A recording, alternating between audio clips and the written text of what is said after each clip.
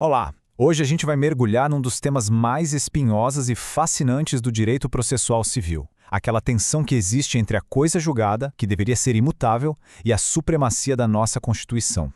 É um verdadeiro choque de titãs do nosso ordenamento jurídico. E foi um conflito que o Supremo Tribunal Federal tentou pacificar numa decisão que mudou tudo, a ADPF 615. Vamos juntos entender como essa decisão de fato reescreveu as regras do jogo. A grande questão que fica é essa aqui. Imagina só, uma sentença transitou em julgado. Acabou, não cabe mais recurso. Mas e se essa decisão estiver toda baseada numa lei que, um tempo depois, o STF vai lá e declara inconstitucional? E aí? Essa decisão tem que ser cumprida, mesmo sendo claramente contrária à Constituição? A resposta para isso, claro, não é um simples sim ou não. Na verdade, o como e o quando isso pode ser feito foram totalmente redesenhados. Para a gente entender bem a dimensão dessa mudança, vamos seguir um roteiro. Primeiro, vamos falar desse conflito central de princípios. Depois, vamos ver o dilema que o próprio Código de Processo Civil de 2015 criou. Em seguida, a virada de chave, o ponto de inflexão com a ADPF 615 e as novas regras. E por fim, vamos analisar os prazos e o novo equilíbrio que o STF estabeleceu. Vamos lá? Ok, tudo começa aqui. É uma verdadeira colisão entre dois gigantes do nosso sistema jurídico. De um lado, a gente tem a necessidade de estabilidade. Do outro, a autoridade máxima da nossa Carta Magna. Pensa comigo, de um lado, a gente tem a segurança jurídica. Ela se materializa ali no artigo 5º, inciso 36 da Constituição, que protege a coisa julgada. A ideia é bem direta.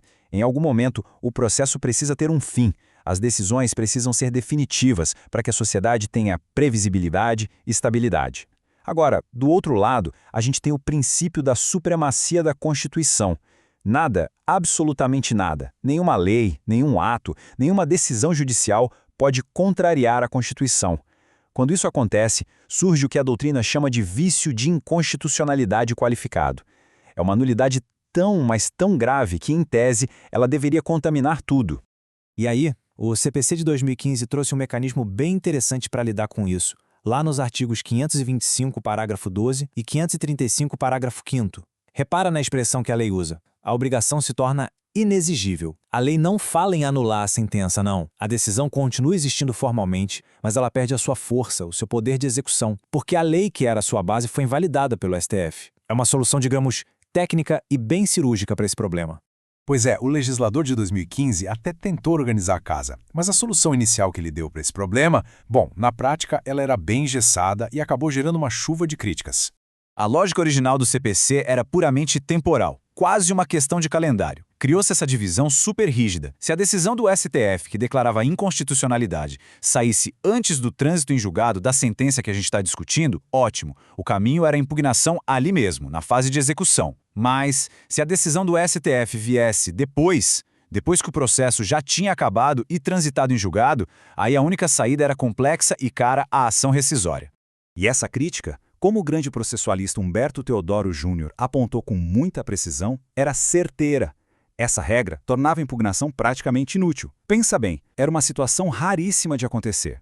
Que juiz proferiria uma sentença que passaria por todos os recursos, baseada numa norma que o STF já tinha declarado inconstitucional? O sistema, na prática, era disfuncional e gerava uma insegurança jurídica tremenda.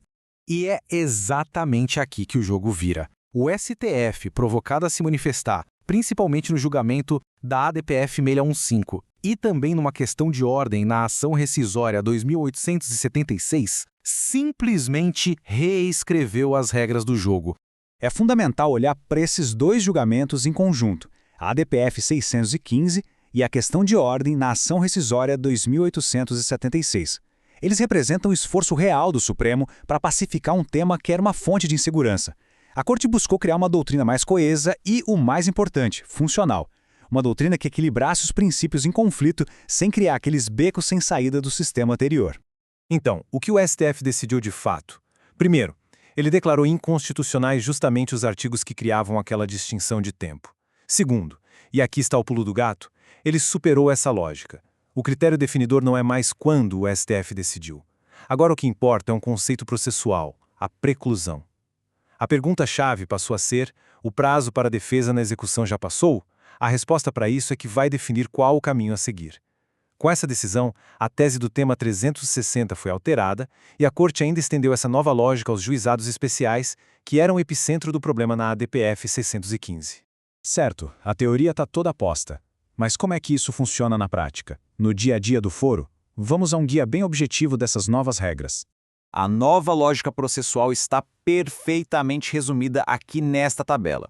Se a execução começou e a parte executada ainda está no prazo para apresentar a sua defesa, seja os 15 dias para um devedor comum ou os 30 dias para a fazenda pública, o caminho é a impugnação. Simples assim.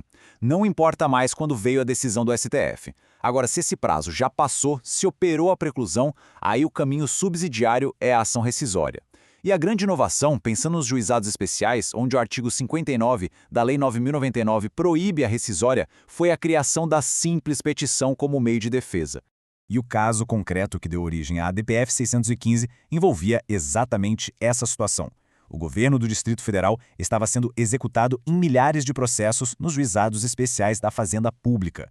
A base dessas condenações todas era uma interpretação de uma lei que, depois, foi considerada inconstitucional.